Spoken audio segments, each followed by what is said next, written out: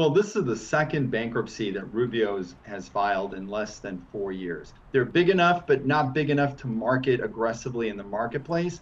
And so they're struggling in today's environment that kind of is a combination of, the inflation has really pushed up costs. And then at the same time, consumers have pulled back going to quick service restaurants or fast casual restaurants. A couple of things happened that really kind of hurt them substantially. In 2012, when they went private, Mill Road Capital Partners, a private equity firm, bought them for about $90 million. They rebranded from Rubio's Fresh Mexican Grill to Rubio's Coastal Grill. The intent was that it's going to really drive the heritage of their seafood. But what it did is it really took out the anchor of what the brand was for newer consumers, especially millennials and Gen Z in particular.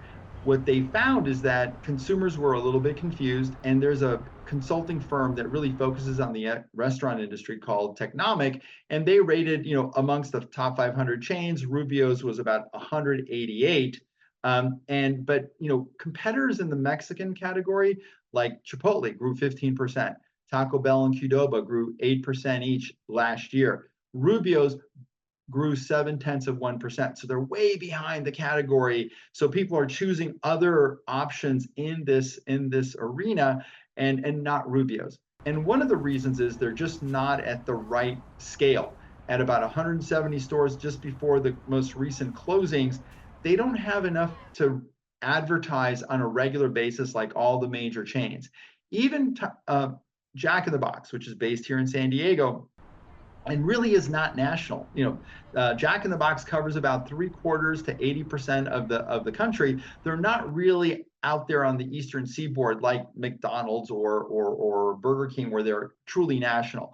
So Jack in the Box advertises very aggressively in their markets, especially here on the West Coast.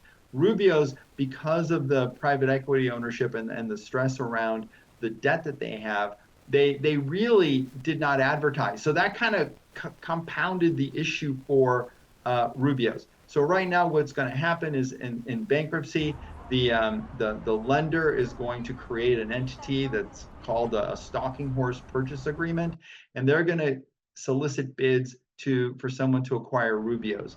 And the lender also committed to keeping the remaining locations, including 29 here in San Diego County and their original Rubio's on Mission Bay Drive in Pacific Beach, open, because not only it'll help with cash flow, but in particular it'll keep employees paid and benefits paid.